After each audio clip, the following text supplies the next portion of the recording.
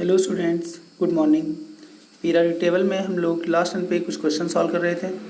आज हम कंटिन्यू करेंगे, कुछ क्वेश्चन और सॉल्व करेंगे। ये क्वेश्चंस आपके पुराने पिछले सालों में आईआईटी जेईई मेंस और नीट में पूछे गए हैं। तो क्वेश्चन नंबर 1 है, effective nuclear charge at the periphery of oxygen atom when an extra electron is added in the form in the formation of O- ion, that is oxide ion. ठीक है students, तो बच्चों peroxide ion, तो अगर oxygen एक electron accept कर लेता है तो उसके पास टोटल इलेक्ट्रॉन कितने हो जाते हैं? 9। अब ऑक्सीजन जो एटम है उसका तो जनरल इलेक्ट्रॉनिक कॉन्फ़िगरेशन या नॉर्मल इलेक्ट्रॉनिक कॉन्फ़िगरेशन जो होता है 2,6 होता है। 8 इलेक्ट्रॉन है, 2,6। न्यूक्लियस है, फर्स्ट ऑर्बिट में 2 इलेक्ट्रॉन, सेकेंड ऑर्बिट में कितने हो गए? 1 2 3 4 5 6 इलेक्ट्रॉन हो गए। ये तो हो गया ऑक्सीजन। लेकिन एक इलेक्ट्रॉन जब एक्सेप्ट कर लेगा तो ये परऑक्साइड बन जाएगा, और जब परऑक्साइड बन जाएगा, ठीक है, तो वैलेंस शेल में कितने इलेक्ट्रॉन हो जाएंगे? 7। तो ये जो हमने क्रॉस बनाया हुआ है ये 7th इलेक्ट्रॉन है, जिसको हम लोग यहाँ पे बोलते हैं टेस्ट इलेक्ट्रॉन। क्योंकि जब भी हम स्क्रीनिंग कांस्टेंट फाइंड करने इफेक्टिव न्यूक्लियर चार्ज फाइंड करते हैं, किसी पर्टिकुलर इलेक्ट्रॉन पे फाइंड करते हैं और उस इलेक्ट्रॉन को बोलते हैं टेस्ट इलेक्ट्रॉन।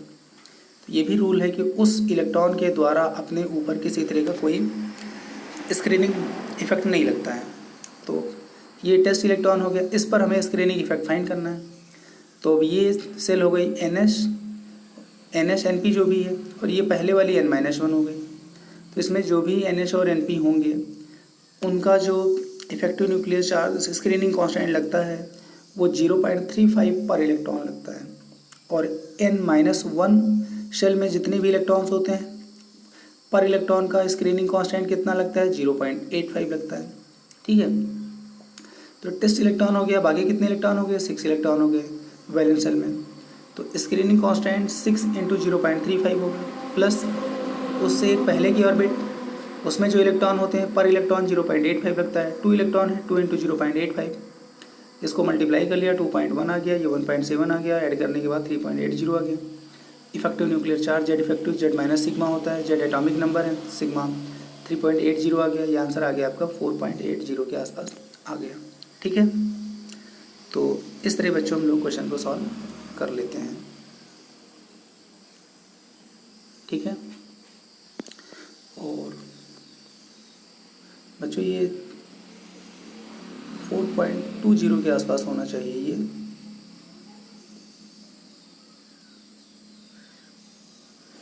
ये बच्चों सब्ट्रैक्ट करोगे इसको तो ये हो जाएगा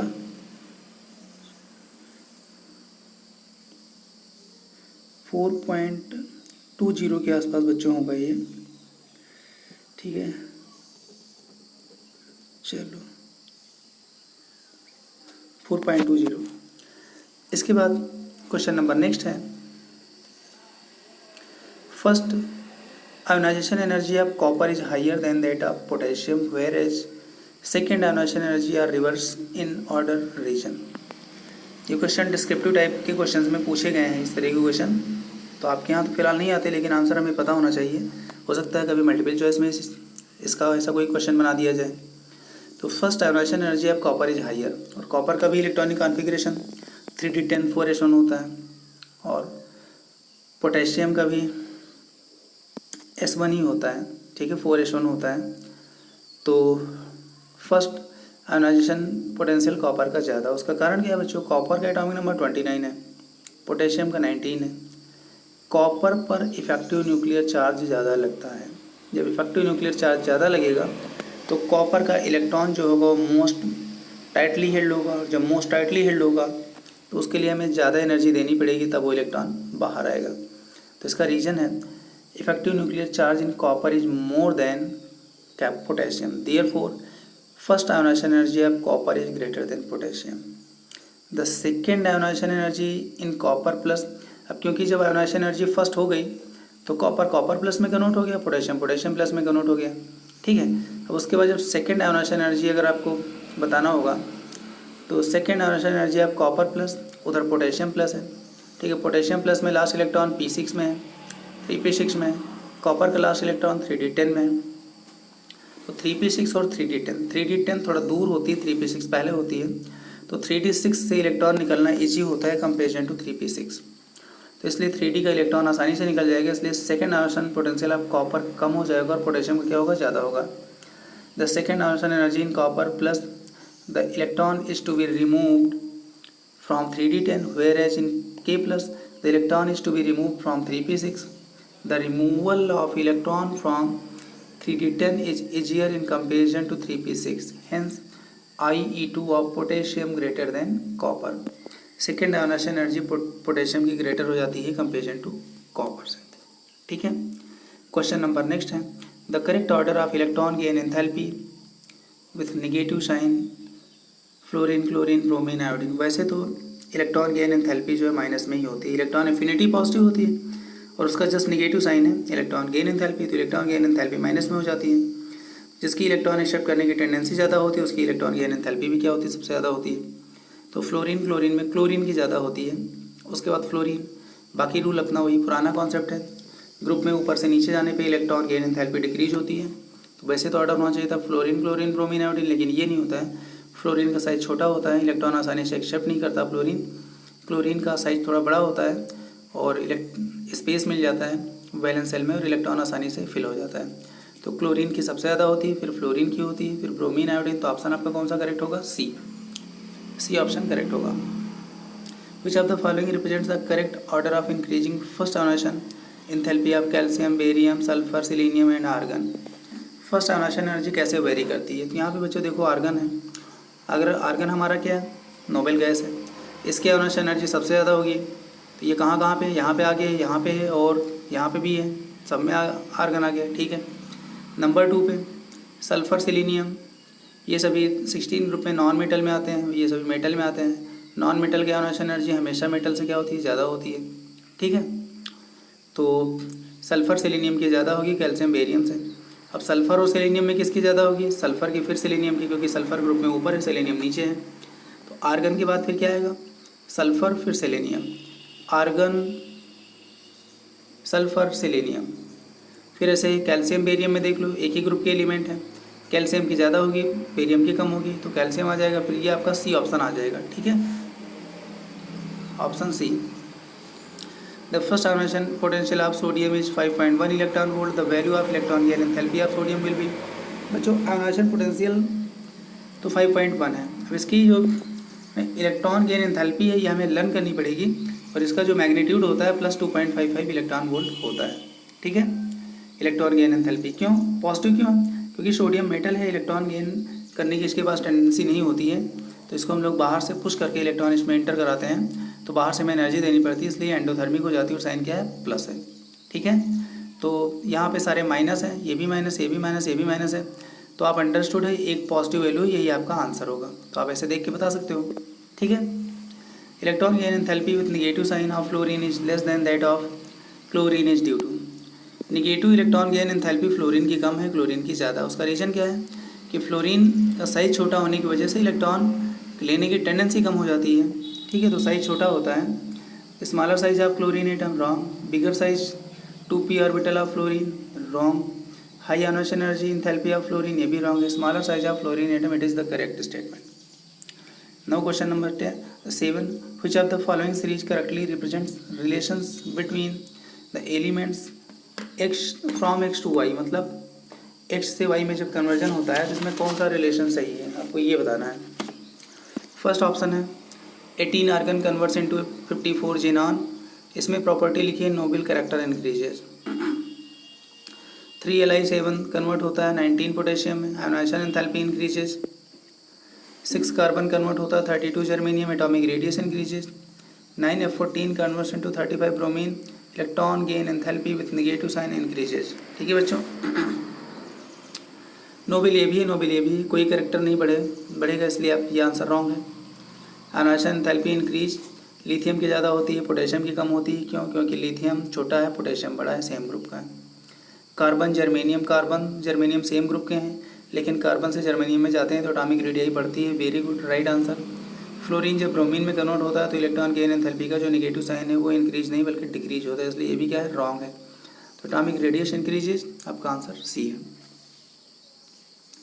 विच of the following atoms has the higher first ionization energy, इसमें से फर्स्ट आयोनाइजेशन एनर्जी किसकी ज़्यादा होती है? Scandium, rubidium, sodium, potassium.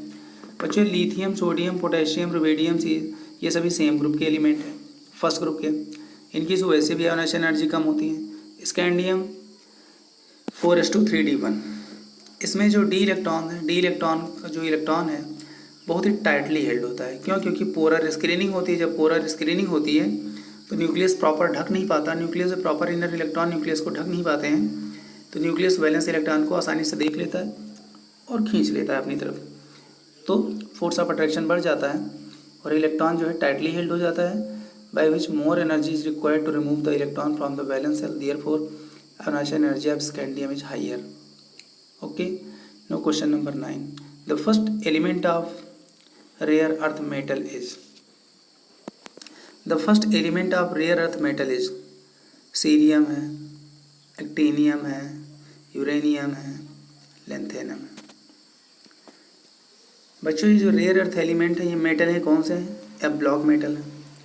और एफ ब्लॉक कहाँ से स्टार्ट होता है? एटॉमिक नंबर 58 से, जो कि सीरियम है, तो इसलिए आपका आंसर क्या होगा? सीरियम। नंबर 10 है the element californium belongs to the family. Californium बच्चों आपको याद रखना पड़ेगा, कैलिफोर्नियम एक्चुअली एक्टिनाइट्स में आता है, तो इसलिए कौन सा होगा? ये एक्टिनाइट्स होगा।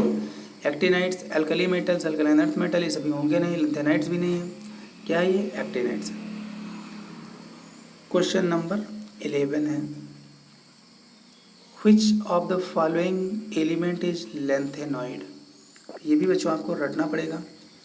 कैडमियम नहीं है, कैलिफोर्नियम नहीं है, सीरियम नहीं है, सीरियम है, सीजियम नहीं है। बच्चों लेंथेनाइड और एक्टिनाइड्स, कैलिफोर्नियम तो आपका एक्टिनॉइड्स में आ गया, ठीक है, कैलिफोर्नियम एक्टिनॉइड्स में आ गया। बाकी इसमें कैडमियम है, कैडमियम है नहीं यहाँ पे, ठीक। सीजियम एस नॉर्मल एलिमेंट है, मेटल है, ठीक है, तो इसमें आंसर आपका कौन सा हो गया? सीरियम हो गया।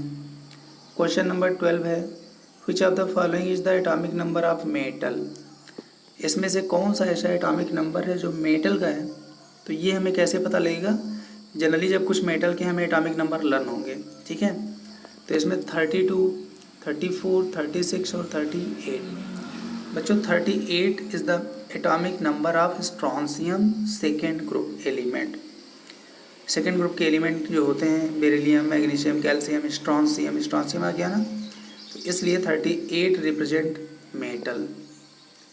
Which pair of elements has same chemical properties, इसमें ऐसा कौन सा पेयर है जिसकी केमिकल प्रॉपर्टी क्या है? सिमिलर है, तो सेम ग्रुप के होने चाहिए।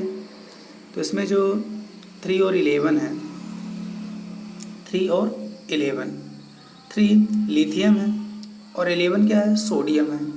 ये दोनों एक ही ग्रुप के एलिमेंट हैं, तो इनकी प्रॉपर्टी क्या होगी? यानी सिमिलर होगी। अगला है the screening effect of D electrons is. बच्चों सबसे ज़्यादा स्क्रीनिंग एस की होती है, फिर पी की होती है, फिर डी की होती है, फिर एफ की होती है, लेकिन डी और एफ की नियरली इक्वल होती है, इसलिए अगर इक्वल ऑप्शन हो जाए तो आपको इक्वल पे टिक करना है।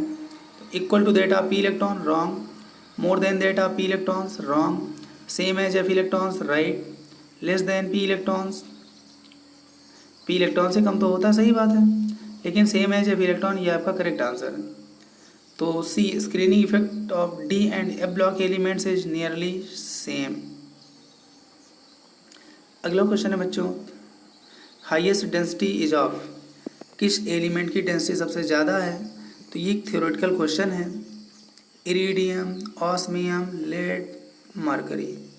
तो हाईएस्ट जो डेंसिटी इनमें से है वो किसकी है? ऑस्मियम की है, ठीक है। The element with quantum number n equals to 2, L equals to 1, Ml1, Ms minus half has the following position in the periodic table. ये एक ऐसा एलिमेंट है जिसके इलेक्ट्रॉन की यहाँ पे क्वांटम नंबर दिए गए हैं और अब आपको इसकी पोजीशन बताना है, ठीक है।